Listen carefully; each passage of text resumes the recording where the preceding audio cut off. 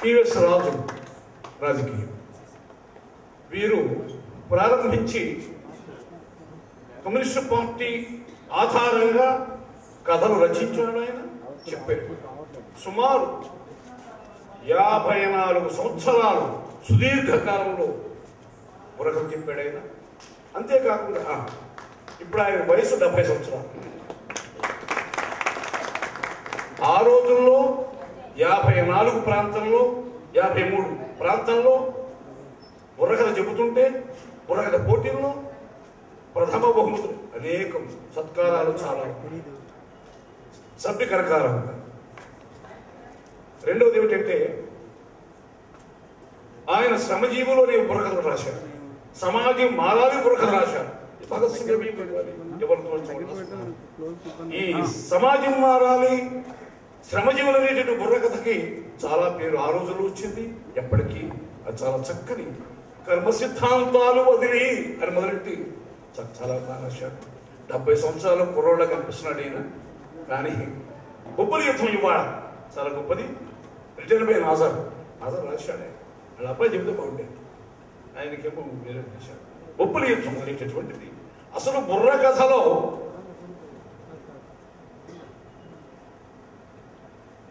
రాటం ప్రారంభిస్తే యావగాంధారు పాడి తీరాలి. యావగాంధారు పాడితే ఇండియా గేట్ వెళ్ళండి, బాంబే గేట్ వెళ్ళండి. అది రానివాడు చాలా మంది వాళ్ళు సెలెక్ట్ చేయలేదు. దీన్ని మరోసారి చెప్తున్నాను. రఘురామ్ గారు కిన్నెర ఆర్ట్స్ థియేటర్స్ చాలా గొప్పగా ఒక అనూహ్యమైనటువంటి బుర్రకథ చరిత్రలోనే అద్భుతమైనటువంటి ఆలోచన కలిగింది.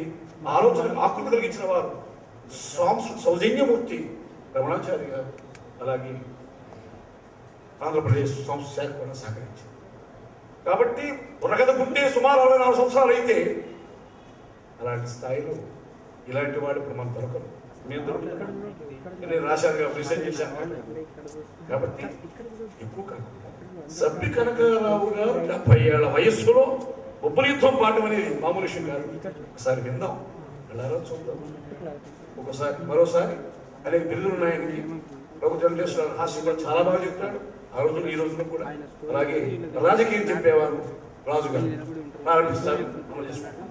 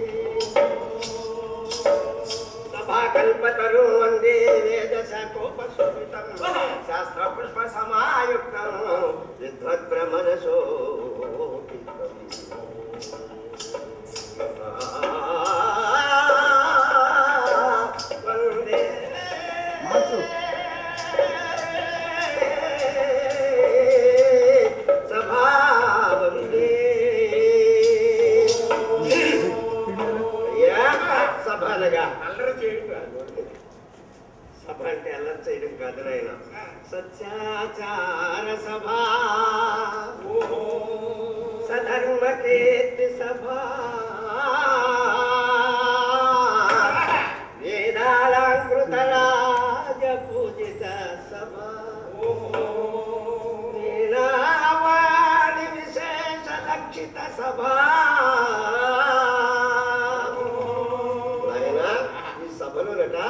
మన పెద్దలు చెప్పారు, సంగీతం తెలిసినటువంటి విద్వాంసులు, కళాకారులు, పండితులు, విద్యావేత్తలు,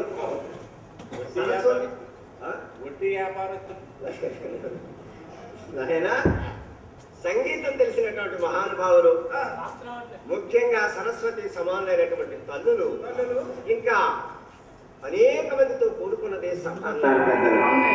మనం వయస్సులో పెద్దవాళ్ళం అయినప్పటికీ విద్యలో చిన్నవాళ్ళం కనుక మనం చెప్పే ఈ కథలో ఏమన్నా లోపాలుంటే ఇంతమంది పెద్దలందరూ కూడా మన్నించమని ఒక్కసారి కోరుతున్నాం. మాతానికి వందనం, మాతానికి వందనం, మాతానికి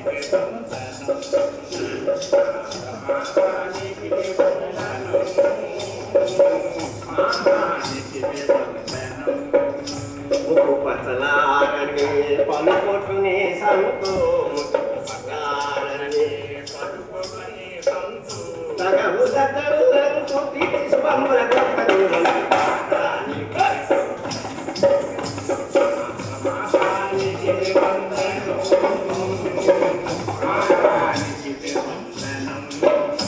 మూలమూలలనున్నా తెలుగు బిడ్డల కన్నా, మూలమూలలనున్నా తెలుగు బిడ్డల కన్నా, రాయలసీమ పలనాటి సీమ తెలంగాణ సీమలో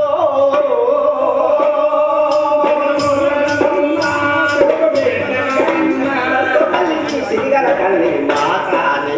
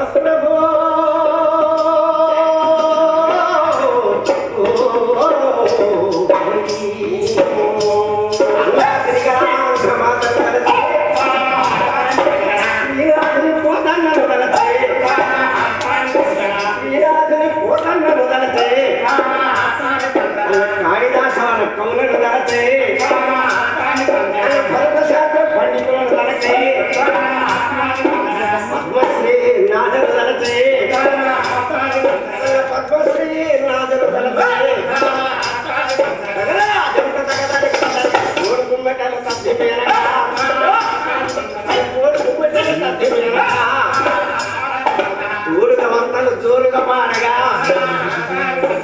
ఆగతాళ క్రీడా వృక్షముల తమ్ముల కనుడి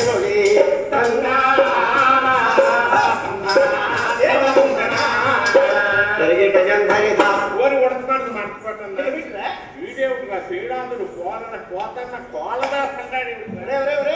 కోలదాస్ కాదురా, కాళిదాసు అన్నాడు మనవాడు. మా ఊళ్ళో కోలదాస్ ఉన్నాడు. మీ ఊళ్ళో కోలదాసు ఉన్నాడా? ఆయన సంతలో ఒక రోజులు కోలుకుంటాడు, కొని వారం రోజులు మేపుతాడు. మేపిన తర్వాత ఆదివారం కూడా అమ్మవారి గుడి దగ్గర తీసుకెళ్ళి అమ్మవారికి మొక్కి అక్కడ కోసి అక్కడ దూసి మిగలకంగా తింటాడు. అమ్మవారికి మిగిలిందిరా అక్కడ ఉంది ఏంటి అక్కడ దూసేసిన ఏమిటది?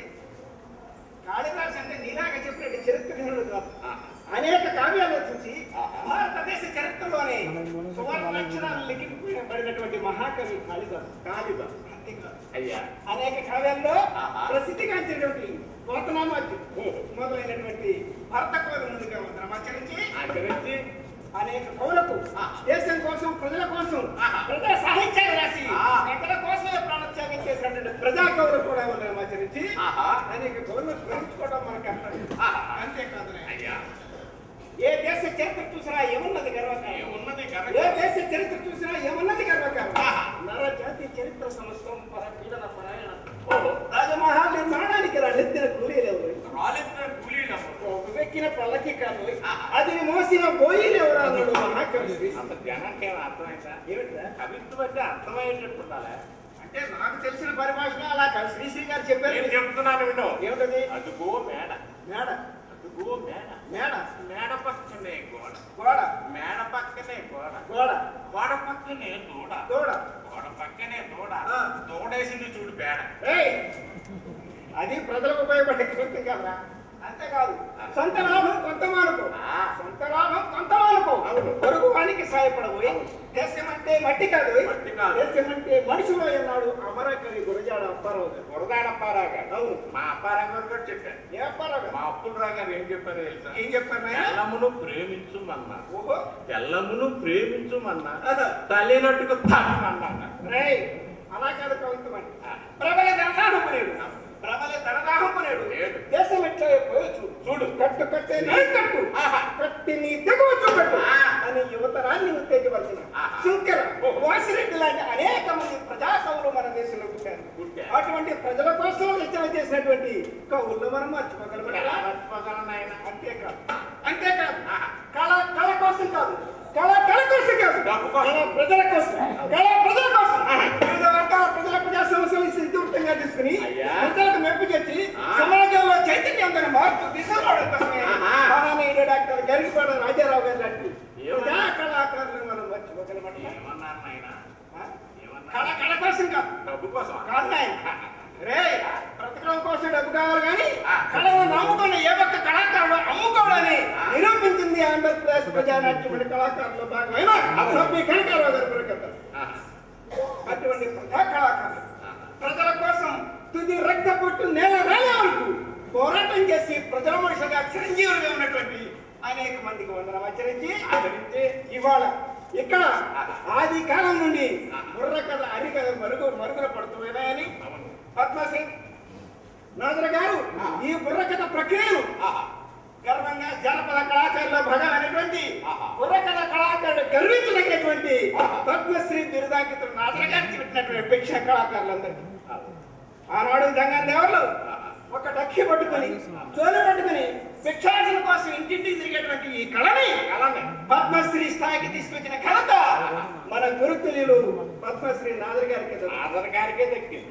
అటువంటి రాను ఇవాళ ఎలక్ట్రానిక్ మీడియా కానివ్వండి, అనేక యువతని కళమార్గం వర్తించేటువంటి విశ్వ సంస్కృతి కానివ్వండి, కళను పక్కదారి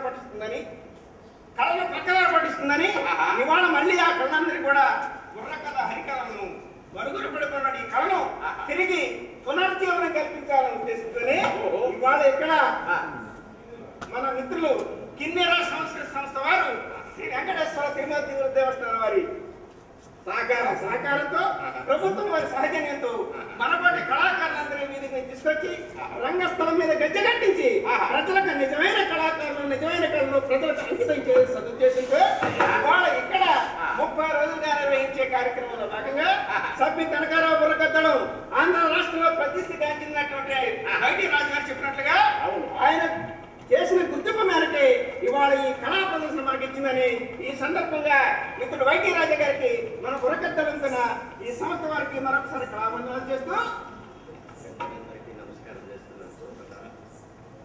ఇక్కడ కిన్నెర ఆర్ట్ థియేటర్స్ వారు మరుగుపడిపోతున్నటువంటి ఈ బుర్రకథ హరికథ కళలను కొంచెం ఒక ఊపు ఇవ్వడం కోసం ఈ కార్యక్రమాలు బృహత్తరమైనటువంటి కార్యక్రమం చిన్నది అని నేను అనుకోవటం లేదు.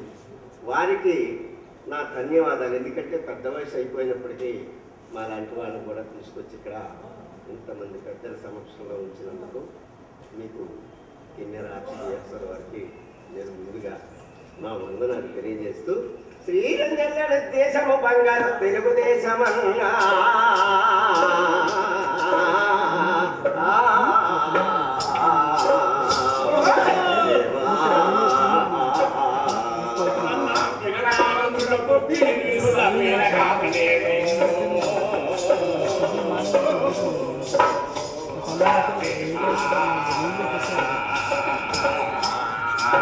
సత్యము ధర్మము నాకు పాదముల నడచనన్నమున్నా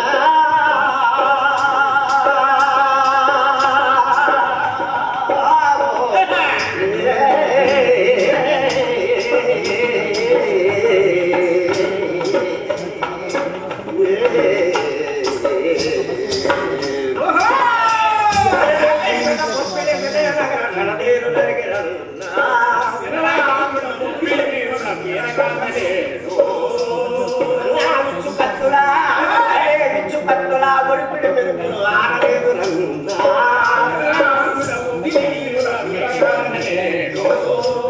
అన్నా చుక్క దున్నలు పాడిదేది లెక్కసక్కమాడు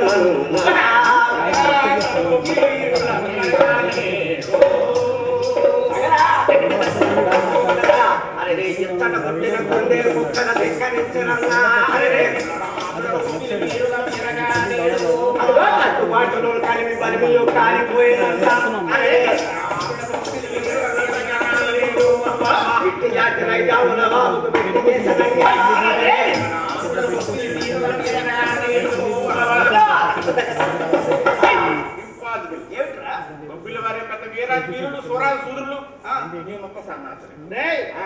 బొబ్బిలి వారు వీరాది వీరాల సంగతి చరిత్ర రుజువు చేసింది కానీ నీ సంగతి అయితే మాకు తెలియదు.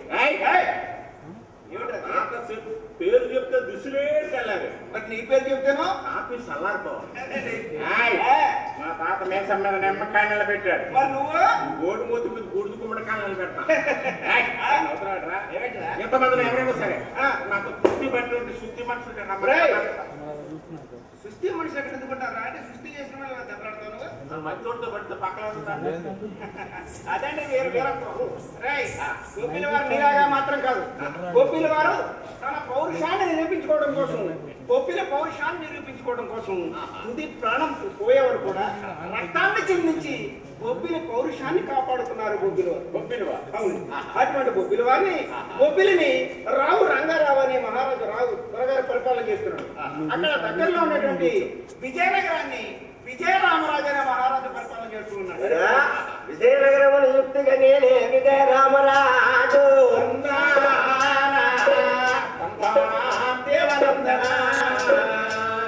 రాజు మంత్రి అసాధ్యుడు బుర్రా బుచ్చన్నాడే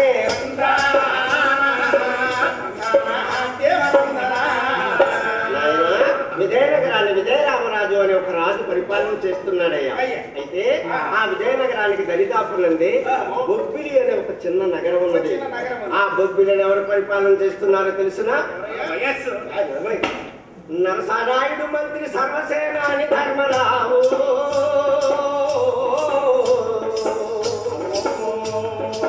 బండల పండితుడు అంగ రక్షకుడు వెంకటరాయుడు.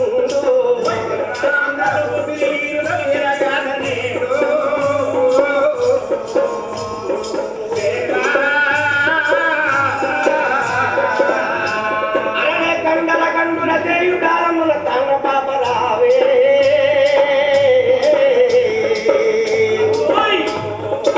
పటాకత్తి యుద్ధాన ప్రవీణుడు పటాల రామన్న.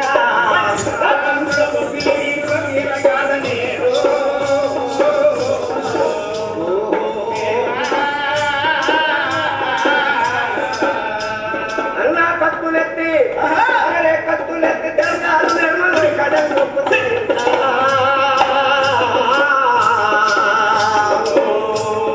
అయ్యో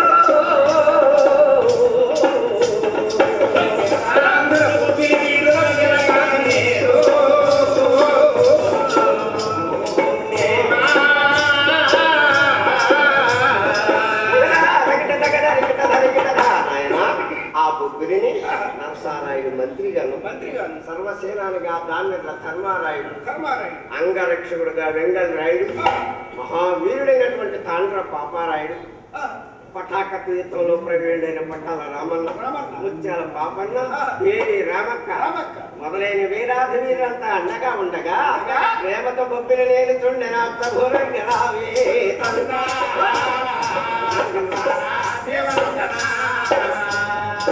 ప్రేమతో బొబ్బిలి నేలుతుండెన ప్రభురంగా రావే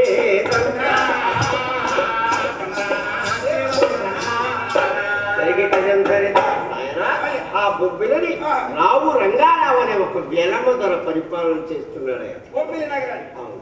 ఆ రంగారావు యొక్క భార్య చెప్పులు ఏదైనా అర్థం ఉంటే రాణి మల్లమ్మదేవి రంగయ్య కులపత్ని రమణుల చేమంతి సుగుణాల ఉంటే పలుకులమృత పాడే అందాల రాణి. నాయన ఒకనాడు మల్లమ్మదేవి తన భర్త రంగారాయుడి దగ్గరకు వచ్చి, నాదా మనకు సంపద సౌఖ్యములున్నాయి, మనసుకు శాంతి లేదు నాదా.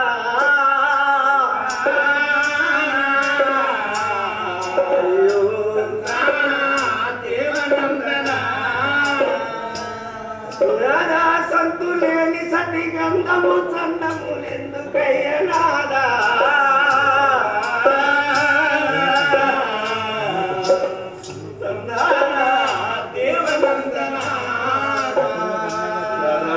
సంతానం లేనటువంటి భోగభాగ్యాలు ఎందుకయ్యా, బిడ్డలు లేనటువంటి రాజ్యం మనకెందుకు అని మల్లమ్మదేవి విచారిస్తూ ఉంటే రంగారాయుడు కూడా విచారిస్తూ ఉన్నాడు. చాలా బాధపడ్డాడు. అవును.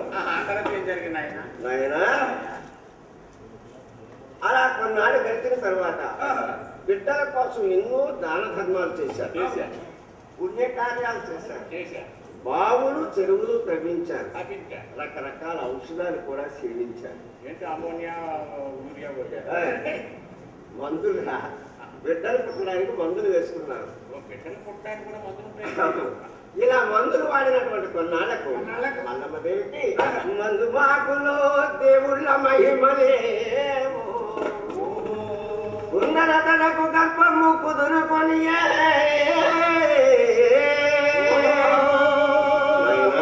మల్లమ్మదేవికి నెలదప్పింది రావలే. నెలదప్పిందంటే నీళ్ళు పోసుకుంది. 1-2 మాసాలు గడిచను,